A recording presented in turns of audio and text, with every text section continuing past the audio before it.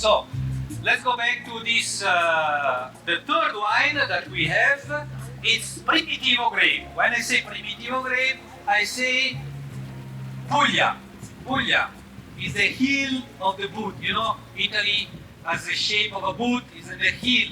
Okay, the extreme south east. Okay, so this is the most famous grape there. Primitivo means primitive, or like first.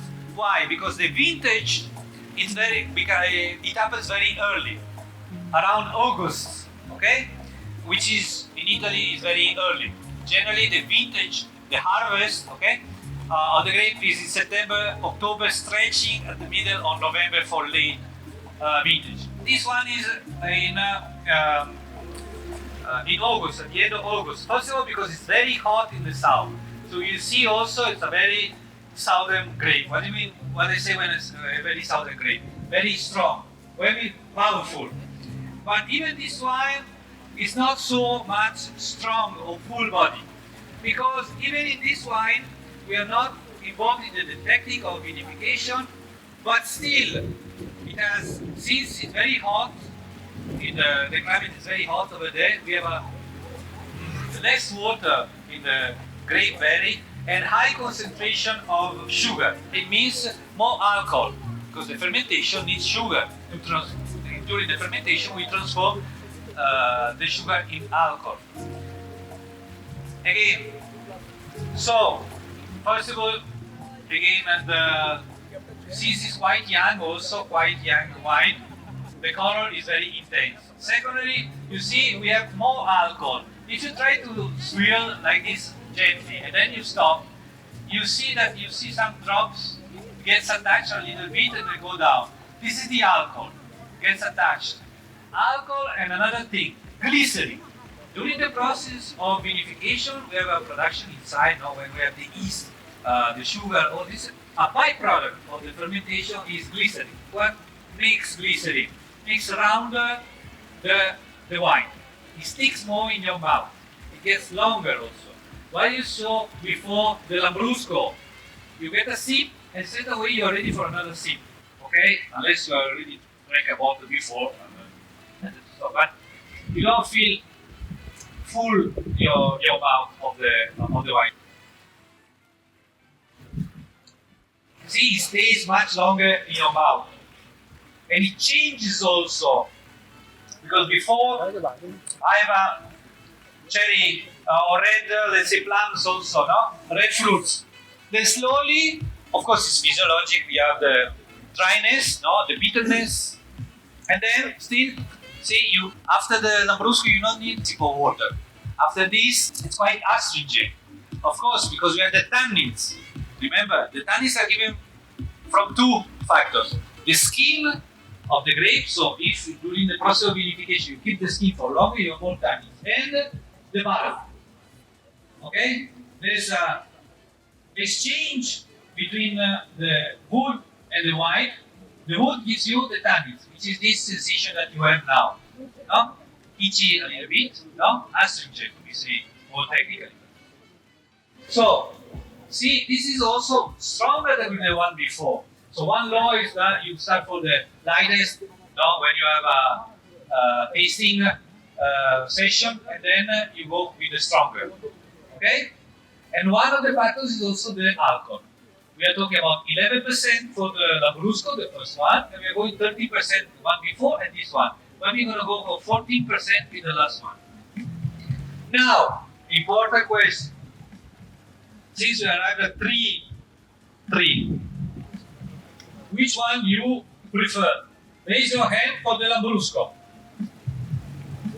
1, 2, 3 and a half. One hand or one finger. Okay. This audience like stronger stuff. Okay, the second one. Who likes more the second one? This one, this one, this one, this one, this one. And decide. Okay, no second. At the end, who likes more Primitivo? Okay. Nice that you like this one. And then we're gonna go for the next. Unless there's some question. This side, question. Does it have any woody fragrance in the last? Okay, the last one, Yeah. I was reading the technical description. They say no, but I feel something. I think that you know what you can do also when you make a wine. You can take the quantity of this wine and half or 20 or 10% you pass in a barrel, and the rest you put. So probably you're right. I think that let's say 10-20%. I felt the same thing. There's some wood involved. How long it's been aged and which barrel? Okay, she asked how long has been aged this wine. Okay, is not and in barrel also. So, in the technical description that the winery gives you, they don't say that it's passing in barrels. There's no oak involved. But both of us first, she said, but I feel something. So what happened? Probably, as I said before, the batch they took 80% in metal, steel bats, and a little bit 10% to give this roundness and a little bit of vanilla. Okay, how long? Few months. This one, really, not much for sure. These are all young wines. It's not so young because this is 2017, 2016. Okay, but of course the Primitivo has a high longevity. So once it's bottled, it can stay there for different years. Okay, but the aging is not in the not more in the bottle, but the aging is more. The factor is in the barrel. Okay, and sometimes also in the stainless steel vat. Okay, but I define this also not so complex. Okay, there's no long aging in barrels. Absolutely not.